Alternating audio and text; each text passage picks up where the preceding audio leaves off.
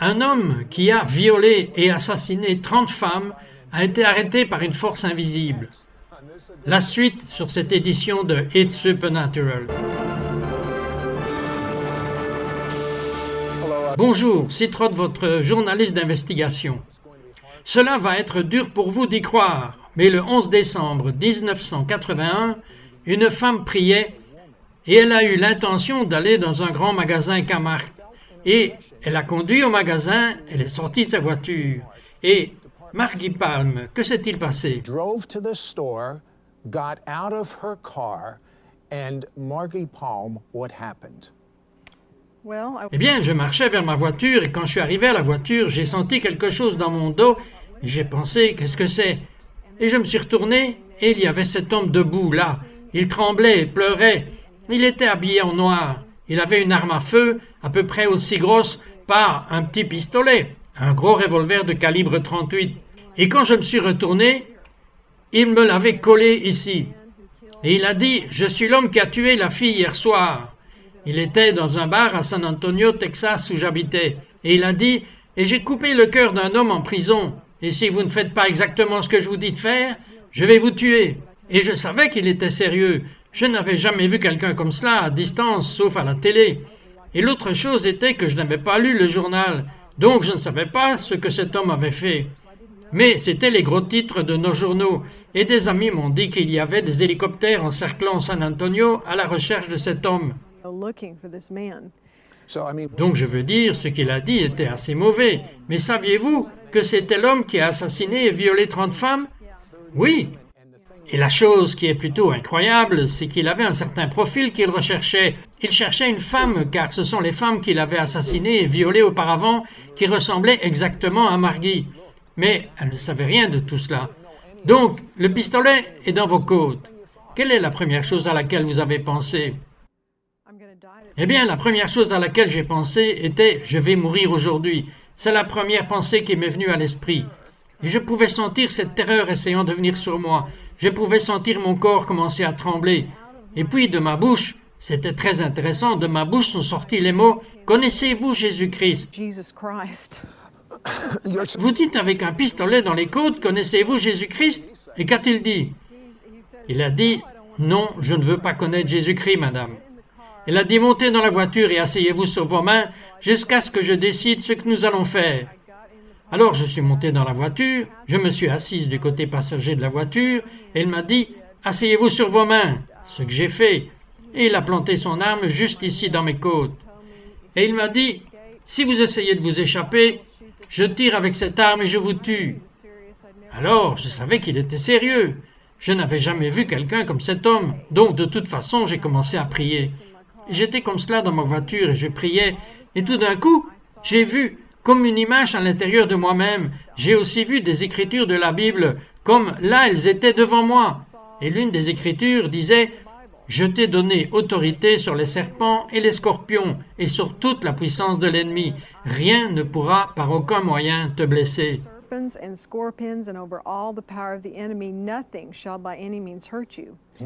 Cela vous a-t-il aidé? Oui, cela m'a aidé. Je veux dire, je croyais en Jésus depuis de nombreuses années. Eh bien, vous savez, cet homme me raconte qu'il va me tuer.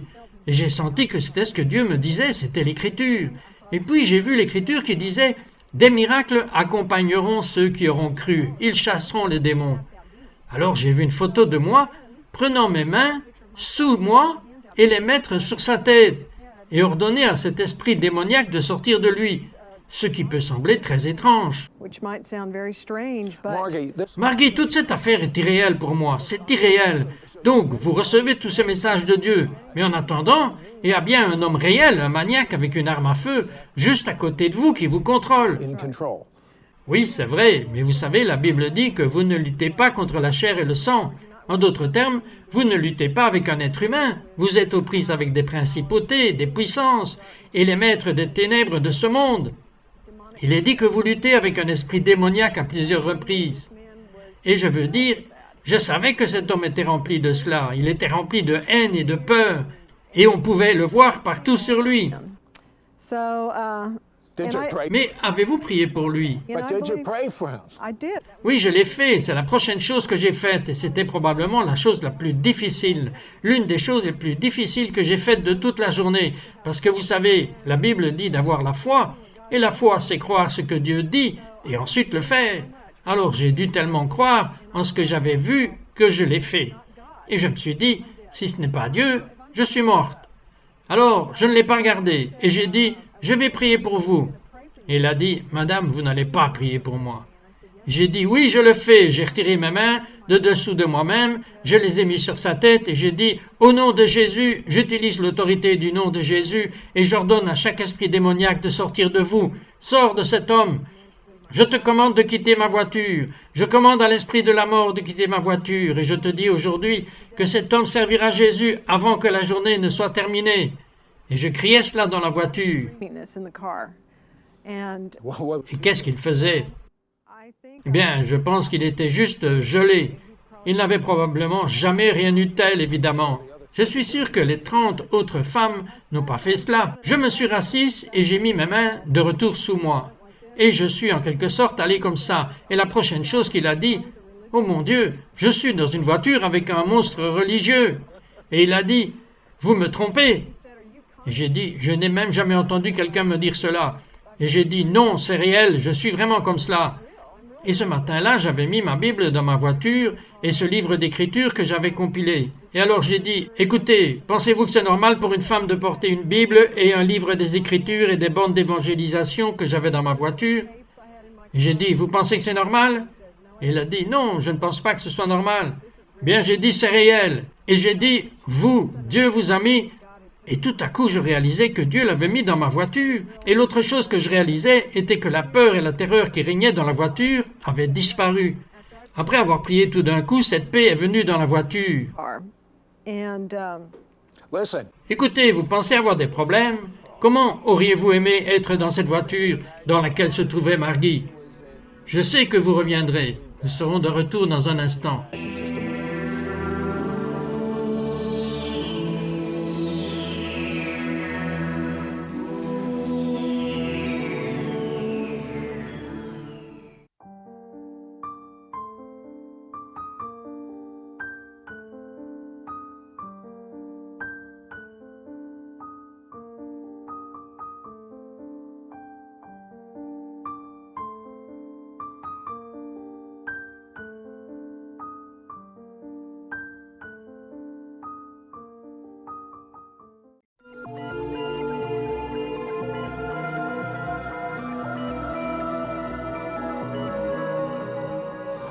Bonjour, je suis Citrode, votre reporter d'enquête, et nous avons un mot en hébreu, ça s'appelle chutzpah. Cela signifie nerf. Et Margie Palm avait du culot. Elle était dans une voiture avec un violeur meurtrier psychopathe qui venait d'assassiner 30 femmes qui lui ressemblaient exactement quelques heures plus tôt. Et elle pose ses mains sur lui et prie pour qu'il soit libéré. Il la traite de fanatique religieuse et il la conduit dans un endroit isolé. Et que s'est-il passé ensuite, Margie? Eh bien, ce qui s'est passé ensuite, c'est qu'il m'a dit, je ne sais pas pourquoi, mais je n'ai pas envie de vous violer. Je sens plus d'amour sortir de vous que de n'importe qui que j'ai jamais connu dans ma vie. Je ne sais pas pourquoi, je ne comprends pas. Êtes-vous un ange? Qui êtes-vous? Je ne comprends pas pourquoi vous n'avez pas peur de moi. J'ai dit, bien vous savez, Jésus ne va pas vous apparaître à moins que ce soit un phénomène qui apparaisse à travers son peuple. Et vous êtes confronté à Jésus-Christ aujourd'hui avec son amour. Il m'a dit, j'ai tellement de haine en moi s'il y a un Dieu et il n'y a aucun moyen que vous puissiez le faire sortir de moi. Et je lui ai dit, eh bien la seule raison pour laquelle je suis dans cette voiture est parce que Dieu m'a mis dans la voiture avec vous. Et alors, comme je n'avais pas peur de lui, il a commencé à penser que j'étais un ange. Mais la raison pour laquelle je n'avais pas peur était parce que la puissance de Dieu était dans la voiture. Et il y a une écriture qui dit, il n'y a pas de peur dans l'amour. L'amour parfait bannit la peur. Et il le ressentait.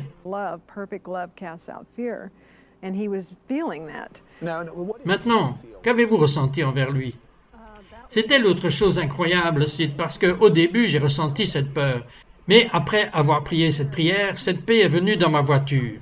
Et j'ai ressenti cette écrasante compassion envers lui. Je n'avais jamais ressenti autant de compassion pour quelqu'un qui me déteste et essaye de me tuer. Mais j'ai ressenti cet amour et cette miséricorde écrasante et de la compassion pour lui. Et j'entendais sans cesse Dieu qui semblait me dire encore et encore, « Ma miséricorde dure à toujours. » Et je n'arrêtais pas de me dire, c'est l'amour de Dieu. C'est ainsi que Dieu aime les gens. This is how God loves people. And a man Et un homme qui est séparé de Dieu comme cet homme pouvait sentir que l'amour était capable de le pénétrer. is able to penetrate it. Yeah, it Oui, ça le pénétrait parce que même après un certain temps, je veux dire, vous savez, il avait dit des mots horribles, il avait juré comme une tempête, vraiment. Mais chaque fois qu'il disait un gros mot, il disait « Je suis tellement désolé, madame, je dis cela, je suis désolé, je sais que cela vous offense. » Il commençait à être condamné toutes les fois qu'il disait un mot qui pourrait être offensant pour moi, ce qui était très intéressant. Puis nous avons commencé à parler. Et il a dit « Je ne retournerai plus jamais en prison. » Et j'ai dit « Eh bien, vous êtes en prison. En ce moment, vous êtes dans une prison de haine. » Et j'ai dit « Il y a des gens qui entrent en prison et aident les prisonniers, les évangélistes. » Il a dit « Eh bien, comme quel nom ?» Alors j'ai nommé un évangéliste, Kenneth Copeland. Il a dit « Eh bien, où habite cet homme ?» J'ai dit « Eh bien, il vit à Fort Worth. » Et il a dit « Eh bien, je veux monter le voir. » Et j'ai dit « Eh bien, je ne connais pas cet homme personnellement. » Alors il a dit « Mais je veux que nous allions là-bas. » C'est donc exactement ce qui s'est passé. Nous avons fini et il voulait passer par Austin. Et quand il m'a dit ça, j'ai vu une photo. Et je suis sûr que c'était de Dieu parce que j'ai vu un barrage routier tout autour d'Austin. Et puis j'ai vu une photo de Kerrville, Texas. Et j'ai senti que Dieu me disait de lui dire « Nous sommes censés aller à Kerrville. » Et je l'ai vu monter dans un bus. Et j'ai dit « Vous êtes censés continuer en autobus. » Et je lui ai dit tous ces trucs qui sonnent tous très bizarres et fous, sauf que c'est tout écrit dans le journal de San Antonio. Antonio, I mean, it's not, you know, it sounds like So, a so making- Donc, fondamentalement, vous avez eu une vision. J'ai eu une vision qui vous montrait qu'il y avait ce barrage routier. Il a dû penser que vous étiez folle. Mais comment pensait-il que vous disiez la vérité? you were telling him the truth. well, after Bien, après que je lui ai dit cela, il a dit « Je veux que vous entriez dans ce magasin là-bas et apportez-moi un journal, des cigarettes et de la bière. » beer, Il vous faisait vraiment confiance à ce stade parce que vous auriez pu sortir par la porte arrière. Oui, j'aurais pu. Et dire à l'homme « J'ai un psychopathe avec une arme sur moi. » Oui, j'aurais vraiment pu. Mais j'ai vraiment cru que Dieu m'avait placé là.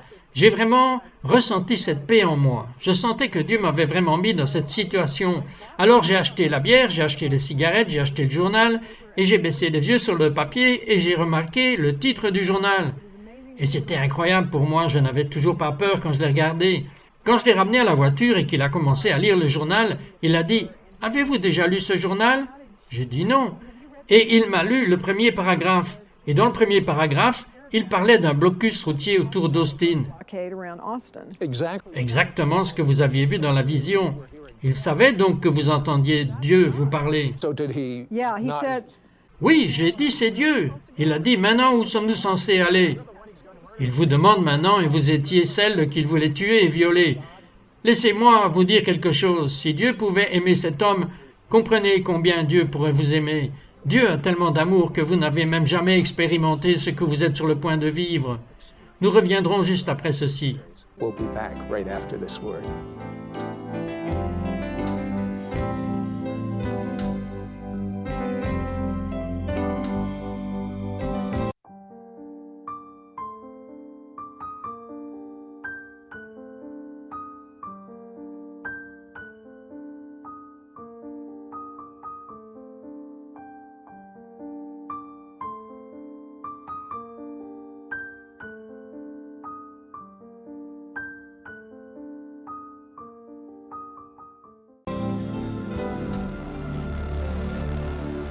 Maintenant, Margie, vous voilà dans la voiture avec ce psychopathe qui a assassiné 30 femmes qui vous ressemblaient.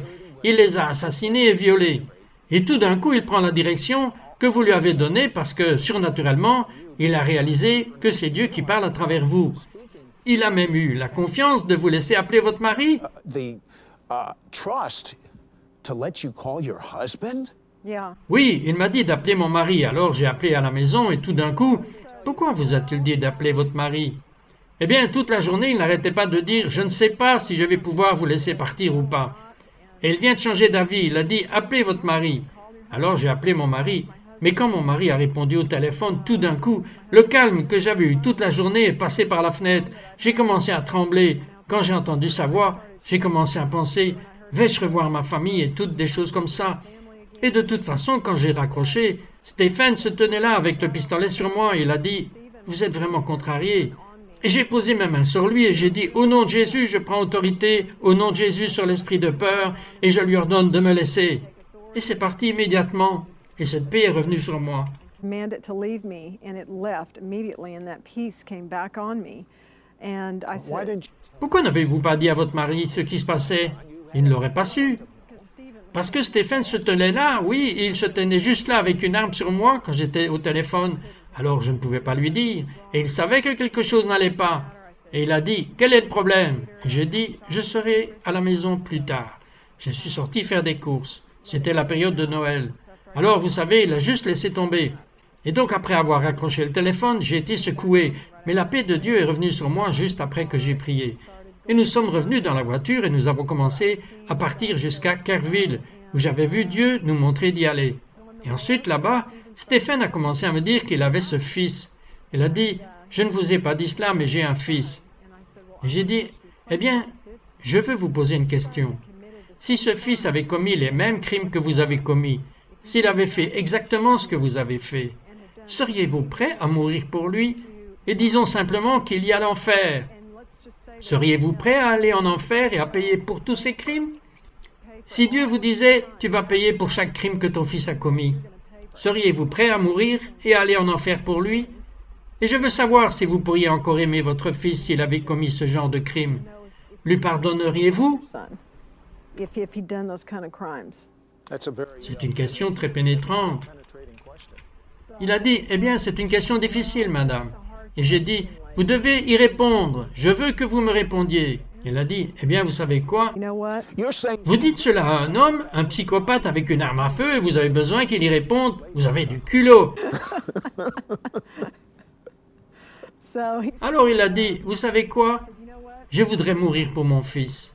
Je mourrai pour lui et je lui pardonnerai. Et j'ai dit, eh bien, vous savez, c'est exactement ce que Jésus-Christ a fait pour vous. Et il m'a juste regardé, il a dit, vous m'avez prêché toute la journée, et je comprends finalement ce que vous essayez de dire. Et puis nous avons juste roulé en silence pendant un moment. Et tout d'un coup, il a arrêté la voiture sur le bord de la route. Il a regardé tout autour de ma voiture. Il a regardé derrière lui. Et je ne savais pas ce qu'il faisait. I didn't know what he was doing. what was he looking? Que cherchait-il? Eh bien, il a arrêté ma voiture sur le côté de la route, et après avoir regardé partout, il a levé les mains comme cela, et il a dit, « Jésus, je suis désolé pour tout ce que j'ai fait. S'il te plaît, pardonne-moi. Je veux aller au paradis. » Et je suis juste resté assis là à le regarder, parce que je ne lui avais pas demandé de faire cela. Mais ce qui s'était passé était, m'a-t-il dit plus tard, il a dit, « Rappelez-vous quand je regardais autour de la voiture ?» Et j'ai dit oui. Il a dit, j'ai entendu une voix audible qui m'a dit, « C'est la dernière fois que je t'appelle, Étienne. » Alors il a dit, quand j'ai entendu cette voix, c'était très bruyant, très fort. Je savais que c'était Jésus. Et il a dit, j'ai pu voir toute la journée, juste la paix que vous aviez. Et j'ai réalisé que ce n'était pas une blague. Tout ce que vous avez dit était vrai. Et là, vraiment, il y avait un Jésus. Il y avait un Jésus, et ce n'était pas quelque chose que vous m'avez inventé. Il a dit, j'avais pensé que c'était juste que vous aviez cette foi forte. Mais je savais que c'était quelque chose de vrai. Faith, but I knew it was something real. So look, he's Alors, écoutez, il faisait partie des 10 hommes les plus recherchés d'Amérique. Il y a des hélicoptères qui passent partout. Tout le monde le cherche, ils sont furieux de le retrouver. Qu'a-t-il fait ensuite, maintenant qu'il croit en Jésus? Eh bien, je veux dire, à ce moment-là, dans la voiture, vous savez, quand il a levé les mains pour avoir entendu cette voix, il s'est mis à pleurer. Il a dit, « C'est parti, c'est parti !» J'ai dit, « Qu'est-ce qui est parti ?» Elle a dit, « Madame, quelque chose vient de m'arriver. » Et toute la haine est sortie de moi. Il a dit, « J'ai haï, et je me détestais, et je détestais tout le monde. Et j'ai l'impression d'avoir été nettoyé. Je suis propre maintenant. » Et j'ai dit, « Eh bien, vous avez ce que la Bible dit, vous êtes né de nouveau. » Elle a dit, « Qu'est-ce que c'est que ça ?» J'ai dit, « Quand vous êtes né la première fois, vous aviez une mère et un père terrestre, et vous avez leur sang en vous. Vous êtes leur semence. Eh bien, quand vous demandez à Jésus d'entrer dans votre vie, il met sa semence en vous, qui est la vie éternelle, et Dieu devient votre Père, et le sang de Jésus entre en vous. Vous avez de l'ADN surnaturel, et il lave vos péchés surnaturellement. Et j'ai dit, c'est surnaturel. Il a dit, je ne mérite pas cela. Il a dit, je ne le mérite pas, mais j'ai l'impression d'être propre, madame. Il était submergé par ce sentiment. Alors nous avons roulé jusqu'à Kerrville. Et quand nous sommes arrivés, je suis allé dans la station de bus. Et j'ai dit, y a-t-il un bus qui va bientôt à Austin? Et il a dit, dans 30 minutes, il y a un bus qui y va. Alors Stéphane et moi, nous sommes assis là à attendre ce bus. Et quand je suis retourné à la voiture, il m'a dit, ne me dites pas, il y a un bus qui va à Fort Worth. J'ai dit oui, le prochain bus qui arrive, il va à Fort Worth. Alors ils l'ont finalement attrapé et il a été exécuté. Mais il y a un grand ministère des prisons maintenant comme résultat de sa vie. Qu'est-ce qu'il a dit aux policiers? Qui l'a arrêté? Eh bien, il a dit, si je vous avais vu plus tôt ce matin, il y aurait eu une fusillade et je me serais suicidé. Mais j'ai rencontré cette dame aujourd'hui et elle a changé ma vie. Et je ne serai plus jamais le même. Rétrospectivement, comment avez-vous fait cela, Margie? Je n'aurais pas pu le faire. Et comment avez-vous pu traverser cela? Je n'aurais pas pu le faire sans Jésus, ce ne serait pas possible. Je veux dire, vous n'êtes qu'une maman. Oui, je sais, je le suis. Eh bien, je veux dire, je ne pourrais pas le faire sans Jésus. Mais ce matin-là, j'ai dit, je n'oublierai jamais ce matin-là, j'ai dit, Dieu, je ferai n'importe quoi que tu veux que je fasse pour toi. Ne dites jamais cela si vous ne le pensez pas, parce que Dieu m'a littéralement utilisé. Et si vous ne l'aviez pas fait? Si je n'avais pas fait cela, je serais morte. Vous seriez morte, je serais morte. Vous avez entendu cela? Souvenez-vous de la voix que cet homme a entendue. C'est ta dernière chance. Je crois que certains d'entre vous qui me regardent en ce moment, Dieu vous a appelé pour longtemps et c'est votre dernière chance. Faites cette prière avec moi et dites-la au mieux de vos capacités. Je me fiche de ce que vous avez fait. Dieu vous aime. Son amour se déverse à travers cette vidéo maintenant. Il vous arrive quelque chose et c'est l'Esprit de Dieu. Répétez cette prière. Cher Dieu, à voix haute, cher Dieu, je suis un pécheur. Contre toi et toi seul j'ai péché. Je crois que Jésus est mort pour mes péchés, et à cause de son sang, je suis pur. Et maintenant que je suis propre, je fais de Jésus mon Messie et Seigneur. Seigneur Jésus, viens en moi, prends le contrôle de ma vie. J'ai besoin de connaître mon Père Dieu. J'ai besoin de connaître la bonté de Dieu. Mon Père terrestre a fait des erreurs, mais ô Dieu, ton amour est déversé en moi en ce moment. Remplis-moi. Dites ceci à haute voix, remplis-moi au nom de Jésus avec ton Saint-Esprit. Vous voyez, à cause de Jésus, vous êtes devenus propres. Dieu dit, je ne me souviens plus de tes péchés. Remplis-les maintenant même, ô Jésus. Qu'il fasse l'expérience de l'amour du Père, l'amour pur et sans tache du Père. Laisse-les faire l'expérience de ta paix et ne laisse rien les séparer de ton amour, que rien ne les sépare plus jamais. Je vous exhorte à vous procurer une Bible, commencez à la lire et commencez à dire à Dieu combien vous l'aimez parce que vous êtes spécial. Dieu vous aime vraiment, vraiment, il le fait vraiment. Il m'a envoyé ici pour vous le dire. C'est pourquoi je suis ici. Il vous aime, il le fait. That's why I'm here. He loves you. He does.